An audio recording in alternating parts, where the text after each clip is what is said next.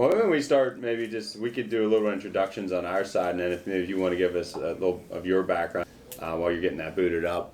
But as Ian said, my name is Jordan Reber, the Vice President of Logistics at ARL. I report right to the owner. 3.5 years ago, I joined ARL to take over not just the logistics arm, but also the entire network of companies that ARL works with to try to bring some synergies and economies of scale and really start to diversify the company on the asset-based side, since we have 600 power units over there.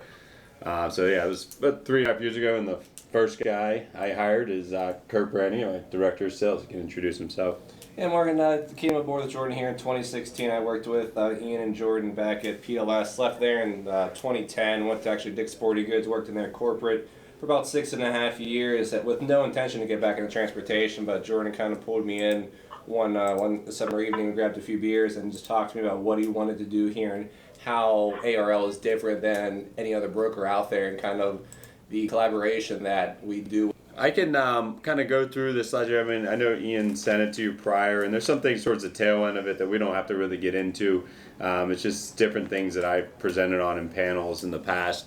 But I think the biggest thing I try to do at first is just to educate the shipping community on the ARL network as a whole. There's a lot of things that I think if you're in the drayage space, intermodal, you know what our brand is. Outside of that, probably not. And then people I think don't realize how far our reach really is and how big our company is, and then our parent company as well. So I just want to give you a quick overview of that. All right, so 4 different entities as we go that I kind of work on a little bit on all of them and pulling these things back together. So we have ARL Transport, which is started back in the late 70s. Over 600 power units, 40 terminals, mainly on the eastern half of the country. There's a slide, a couple from this I'll show you. We'll have some pinpoints on where we're on the map so you get an idea. The group that I oversee is ARL Logistics, which yes is a 3PL, but the way we actually formed it was to bring all these different entities that we work with together under one umbrella, so we didn't confuse the heck out of customers when we kind of bring all the different things to the table and have to give them 5 or 6 different bills to do a job.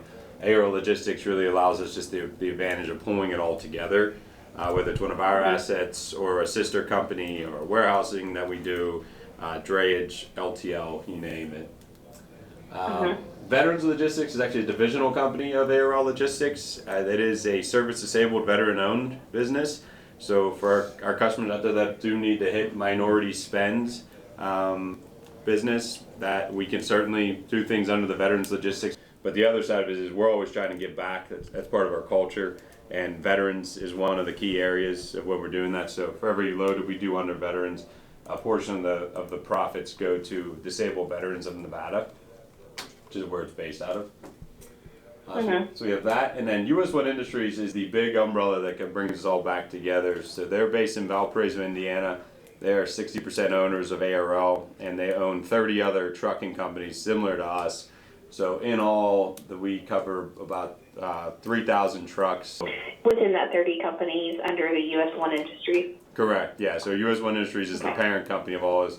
They are the one that own the in-house TMS system that we all operate. Since I've been here, it's really been, hey guys, let's take advantage of the economies of scale here. Let's learn from the data that's all flowing through this in-house system to find ways that we can help each other. And it's kind of a weird relationship because we are kind of friendly competitors with our sister companies, but we're all utilizing the same technology. And as technology is coming more and more into play in our industry, it's important that we work together. So I'm one of the ones leading the charge to bring all these entities together to ultimately provide some really neat solutions to the customers. So I kind of hit on this ARL Transport, so over 40 terminals, 600 drivers, over 300,000 shipments annually. We can do drop trailer programs, we can do trailer pulls. We have relationships with every major rail line, steamship line. We pull a lot of containers as well.